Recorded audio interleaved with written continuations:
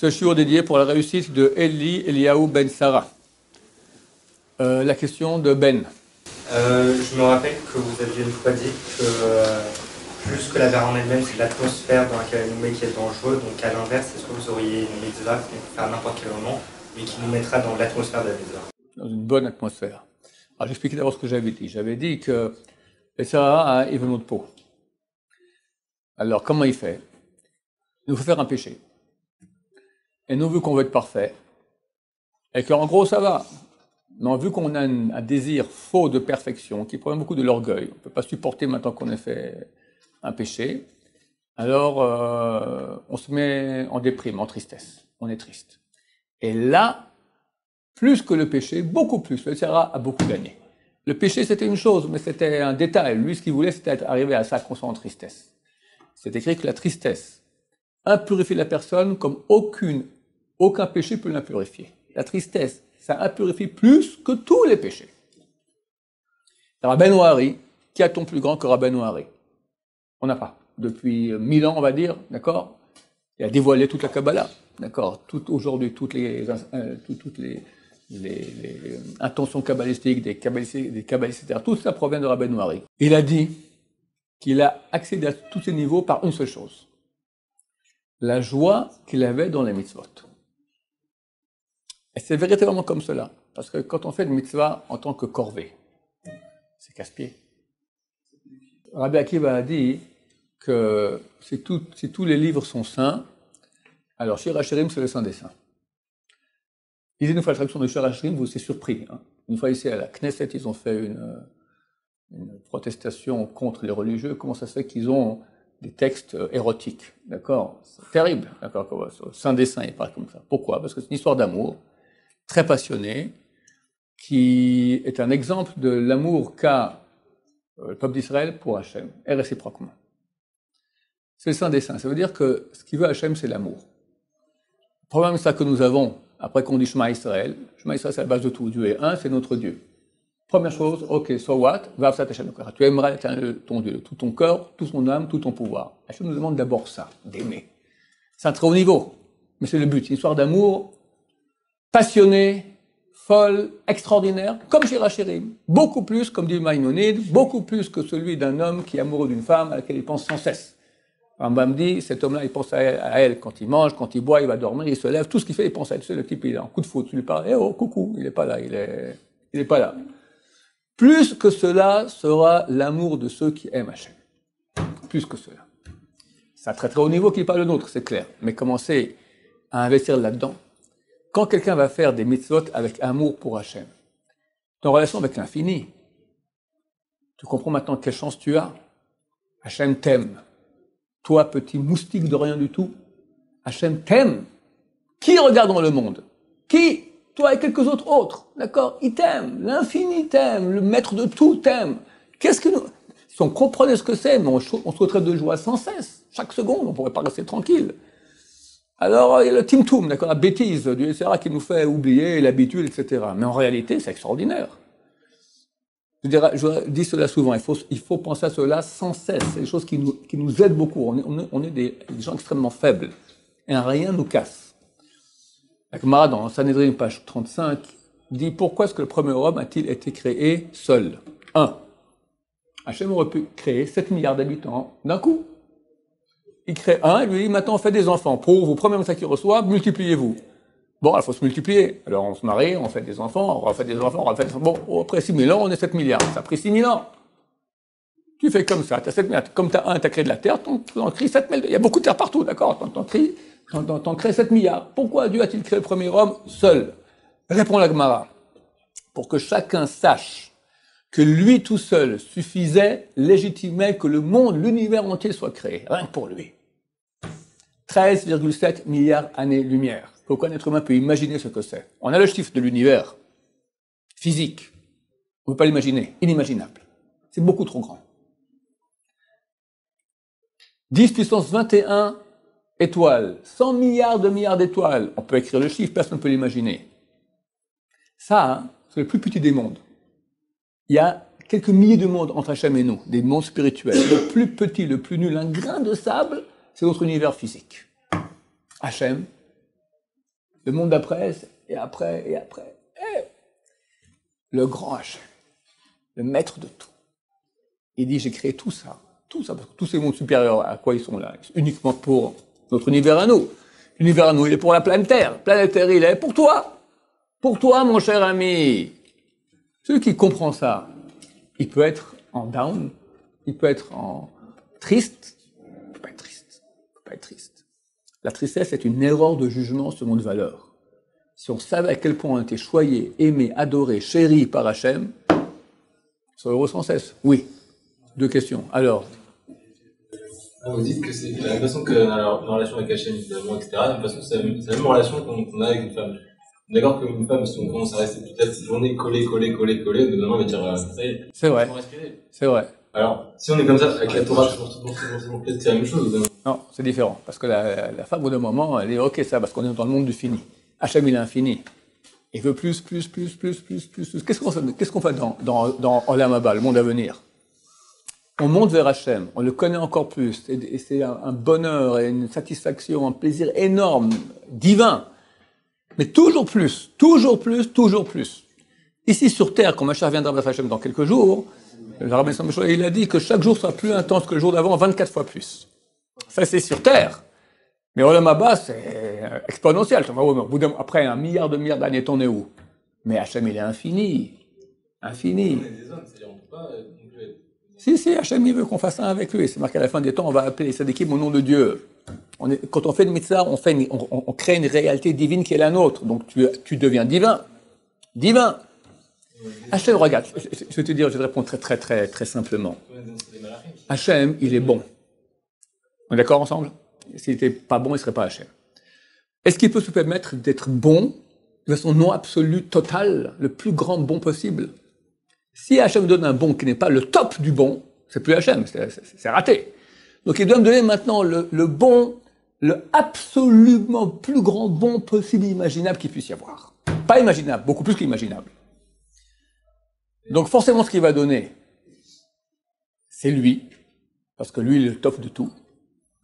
Et on ne sait pas ce que c'est lui, mais on peut comprendre de façon non imaginaire, mais de façon rationnelle, que c'est sans fin et qu'il n'y a aucune limite au bon que ça peut être. Aucun. Tu dis on est être humain, c'est ce qu'il veut. Et cela légitime toutes les souffrances possibles et imaginables qu'on peut avoir sur Terre. C'est pour ça que je dis sans cesse, les souffrances sur Terre, c'est bon. On n'en veut pas. Mais celui qui a, il a gagné, il peut dire le Hallel toute la journée. La Gemara dit, il faut bénir Dieu pour le mal comme on bénit pour le bien. Comment je peux bénir pour le mal? J'ai mal. Bénir Hachem.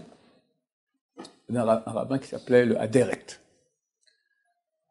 Il y a 150 ans environ ici, il est venu d'Europe, il est venu ici à Yerushalayim. Le pauvre, sa fille est décédée. Il était extrêmement précis dans les temps. On a fixé à 3 heures, puis comme ça 1 heure, d'accord, à 3 heures, l'enterrement. 3 heures arrivent, tout le monde est là, tout le monde vient, d'accord, sa fille est décédée, le grand rabbin, sa fille est décédée, toute la communauté est présente. 3 heures, il n'est pas là. 3 heures et quart, il n'est pas là. 3 heures et demie, 4 heures, 5 heures. 2 heures de retard, et les gens attendent. C'est impossible. À la fin, il arrive. Qu'est-ce qui s'est passé? Bon, on ne va pas lui demander maintenant ce qui s'est passé, on enterre, etc. Après, on lui demande, mais qu'est-ce qui s'est passé? Il a dit comme ça.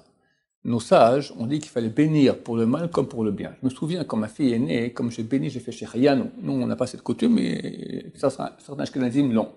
Avec quelle joie je l'ai fait. Je lui ai dit, comment je vais faire maintenant la bracha? Il faut que je travaille avec la même joie sur ma fille qui est morte. Je travaillais des heures, et arrivé à 15 heures, à 3 heures, je n'avais pas encore, j'arrivais pas. À 5 heures, j'ai réussi. Je fais la bracha, je te préfère la bracha comme quand elle est née de bonheur. Alors, c'est pas pour nous, rien à voir. Je te dis maintenant, parce qu'on a le sentiment, et maintenant, actuellement, on a mal, donc on voit pas le bien qu'il y a. Donc c'est normal qu'on réagisse, j'en peux plus. Mais soyons rationnels.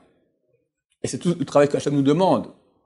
Sois dans la vérité, pas dans les bouffées mensongères de ton cœur. Sois dans la vérité. Qu'est-ce que je te donne? Est-ce qu'il est possible qu'Hachem ait voulu du mal? Il s'ennuie à Hachem. Il dit maintenant, allez, je crée Auschwitz, rien que pour vous faire les pieds. Ah, c'est bien. Hein? Impossible. Hachem ne veut que du bien. On comprend pas. Mais on est dans le monde fini. Alors nous, dans ce cas-là, par contre, on n'est pas assez grand pour voir ça. Ouais, on est minuscule. On peut pas, mais on a une tête. Donc, attends, il y a deux choses. Il y a la partie qui est sentimentale, la partie qui est rationnelle. D'accord? Comme un enfant. Un enfant te dira, hein, papa, il est né quand Hachem? Il a toujours été. Ok, toujours, toujours. Mais avant? Même les grands posent la question. Ok, mais avant le toujours. Où est l'erreur? Où est l'erreur? Un enfant n'a pas de raison. Il est dans l'imagination. L'imagination, ce sont des images. Or, toute image, elle est finie. Donc, tu lis toujours, et voilà, toujours. Toujours, toujours. Ça commence là, ça finit là. Ok, alors, avant. La raison, on peut comprendre. La raison, sans voir, qu'il y a l'infini. Qu'est-ce que c'est? On ne peut pas l'imaginer. Parce que l'image, c'est fini. Ça a toujours été. Ça sera toujours, ça a toujours été. Donc, il est impossible qu'on puisse ressentir ça, parce que le sentiment, il est dans le fini. Mais la raison peut comprendre. Donc, un travail de raison sur le sentiment, qui est des espèces de crétin fini de sentiments. Tu vois rien parce que tu es fini, parce que tu es bête, parce que tu es dans le présent. Comprends qu'Hachem ne veut pas vouloir une chose qui est mauvaise. Hachem, il est parfait. Donc, c'est pas que c'est bien. C'est le meilleur. Et pas Stam un meilleur, simplement un meilleur. Le meilleur top divin qui est impossible qu'il y ait une chose meilleure que ça. On n'arrive pas à tenir ça. Mais on n'arrive pas. On est dans le fini. Mais Hachem nous demande. Alors on travaille. On ne doit pas devenir Dieu, que je vois sur terre, je deviens et je vois tout. Impossible. Mais travailler dans ce sens. Travailler dans ce sens. Et si on fait un travail constant de travail de réflexion sur le cœur, en verbalisant, ça aide beaucoup en verbalisant, d'accord, en disant des mots qui vont donner des phrases dans ce sens-là, alors le cœur, il accepte. On a un principe que la tête maîtrise le cœur. Si on active la tête, si on active sans cesse la tête, au bout d'un moment, le cœur, il devient comme le cœur, comme la tête. Ce qu'on dit tous les jours à la fin de la prière, Ve'adatayom, tu sors aujourd'hui. Tu ramèneras à ton cœur, qu'Hachem ou Elohim, que Dieu est tout-puissant, dans le ciel, en haut et sur la terre, il n'y a rien d'autre que lui. Tous les jours, on dit ça 3 fois par jour. En sortant, c'est le réveil, d'accord, les gens sont déjà où ils sont, d'accord? Qu'est-ce qu'on dit là? Tout ce que je viens de dire. Tu sauras, c'est la réflexion rationnelle. Tu amèneras à ton cœur, qu'il y a une réalité maintenant que Dieu, il est le seul, partout, maîtrise tout, et vu qu'il est parfaitement bon, donc tout est parfaitement bon. Non, il y a une nuance qui est très très fine. C'est très très fin. Il y a tristesse et tristesse. Une tristesse qui est une mitzvah, et une tristesse qui est une avera. Écoute, quand quelqu'un est en deuil, chas shalom, d'accord, il y a 3 jours de pleurs, il doit pleurer. Mais il n'est pas du tout en tristesse. Je vais expliquer peut-être autrement. Quelle est la mauvaise tristesse? Là, comprenez c'est quoi la bonne tristesse? La mauvaise tristesse, je suis un nul, je vaux rien, j'ai envie de rien, je reste au lit et je bouge pas. Déprime. Ça, c'est l'arme numéro 1 du Yetzirah. Parce que tu fais plus rien, tu es loin d'Hachem, tu peux plus te rapprocher d'Hachem, tu es un mort vivant. Preuve en est que tu restes à plat dans ton lit, d'accord? Et il y en a qui meurent de ça. Il y en a qui meurent de tristesse. La tristesse dont parle Chazal, qu'elle autorise et qu'elle dit, 3 jours de deuil, etc., 3 jours de pleurs, après 7 jours de deuil, 1 mois, 1 an, etc., c'est pas du tout comme maintenant je suis en déprime. Chas v'shalom, rien à voir. Je suis pas loin, je suis très proche d'Hachem. Très proche d'Hachem. Et dans ces moments aussi, j'ai déjà dit souvent, et c'est aussi dans les moments de deuil que Dieu nous en préserve, d'accord? Dans les moments de difficulté, on sent une grande présence d'Hachem. Alors je suis triste, je pleure, mais je sens qu'Hachem est là. Donc je suis pas du tout en déprime. Je suis pas que j'ai envie de rien, je vais rester au lit sans rien faire. Au contraire, je suis très en pleine énergie, très réveillé, très conscient. Triste la situation, parce qu'il y a une situation qui dit que je peux pas rire. Ok, on est d'accord, mais c'est pas de la tristesse, déprime. Déprime, ça c'est rare. C'est mauvais. Donc il y a des lois, des mitzvot, maintenant il y a une mitzvah d'être en tristesse, mais quelle tristesse? Tristesse pour le malheur qu'il y a eu. Mais c'est pas que maintenant j'ai plus goût à la vie. Pas maintenant, goût à la vie, vraiment le goût à la vie, d'accord? J'ai goût à la vie, et j'ai pour que tellement goût à la vie que j'aime la vie, et que pour moi c'est triste maintenant que quelqu'un soit mort. Mais quand j'ai pas goût à la vie, et puis j'aimerais bien être comme lui, d'accord? Parce que j'ai plus envie de rien, ça c'est très mauvais. C'est fin la nuance, mais on peut la comprendre relativement aisément. Mais je suis désolé, mais Excusez-moi, mais ce rave qui a fait qu'au moment où il devait enterrer, Oui. et qui devait être en joie comme ça c'est en contradiction avec ce qu'on dit qu'il faut du deuil 3 jours, et ça marche pas. Quand on parle de joie maintenant, c'est pas qu'il a fait un grand sourire, il a remercié Hachem. Il a compris que tout vient d'Hachem pour le bien, et qu'il n'y a pas de différence entre mal et bien, parce que tout provient d'Hachem et c'est bien. Alors il le fait en pleurant, il n'y a aucun problème, en pleurant, mais il est proche d'Hachem. Il y a deux tristesses. Je ne sais pas qu'il a fait une grande blague. Ah, ma fille est née. C'est quand la suivante, d'accord? Non, c'est Shalom, d'accord?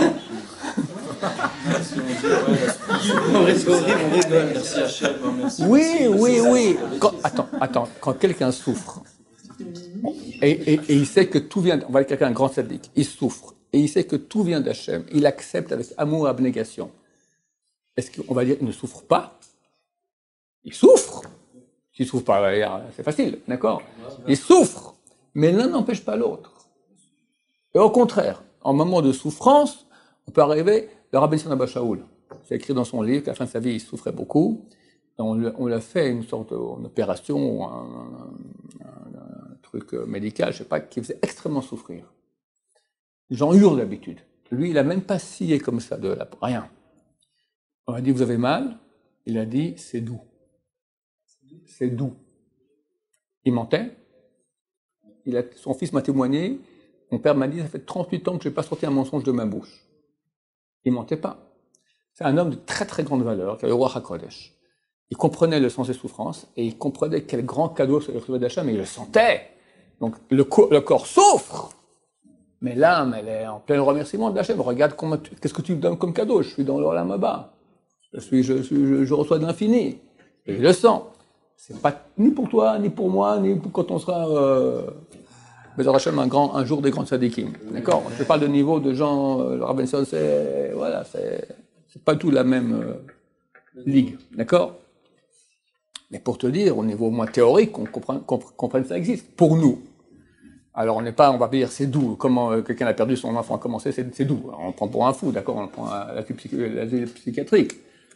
Mais pas rentrer en déprime. Comprendre qu'Hachem il est là, que tout a un sens, qu'on ne comprend pas, et que pour toute souffrance, il y a un sens qui est le meilleur, le plus bon, le plus agréable du niveau absolu qu'il puisse y avoir. Et c'est impossible que ce soit pas comme ça, parce que sinon ça signifierait qu'Hachem il est mauvais.